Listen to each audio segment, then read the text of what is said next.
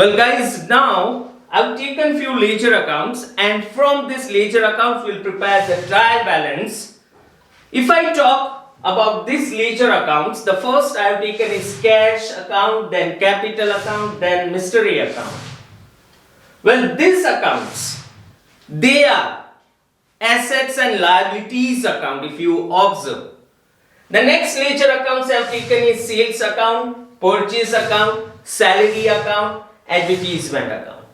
Salary, advertisement, purchase, they are expenses account guys, and sales, well, it's a revenue, you know that. So it's a income account. So I have taken few assets and liabilities account and few expense and incomes account. Well, the rule says that at the end of the year we have to balance all assets and liabilities account, but we don't balance incomes and expenses account. But as we discussed earlier guys, to prepare trial balance we have to balance this incomes and expenses account also. So well, I have done that balancing also. Now we'll prepare a trial balance with the help of this ledger accounts, considering the totals of ledger accounts. So this is the first method of preparing trial balance, where we take the totals of ledger accounts. If I talk about cash account guys, the debit total of cash account is 2,50,000. The credit total without considering this closing balance is 70,000. 50, 10 plus 10. 70,000 is the credit total without considering this closing balance. So this balance is I record in trial balance.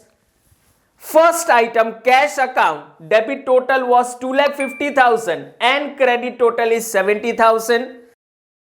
Coming to the next, capital account.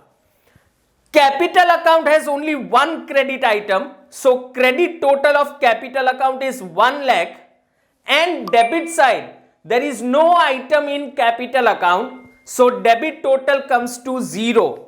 So second we have written capital account, debit total is 0 and credit total is 1 lakh.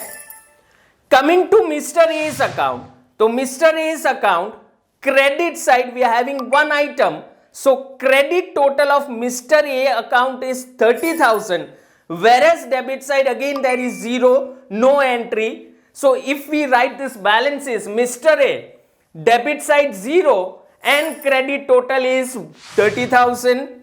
Well, coming to sales account. Sales account again it has a credit item where credit total is 1,50,000, debit side 0. So sales we have written credit side 1,50,000 and debit side we have written 0. In case of purchase account debit side total is 80,000, whereas credit side no entry 0.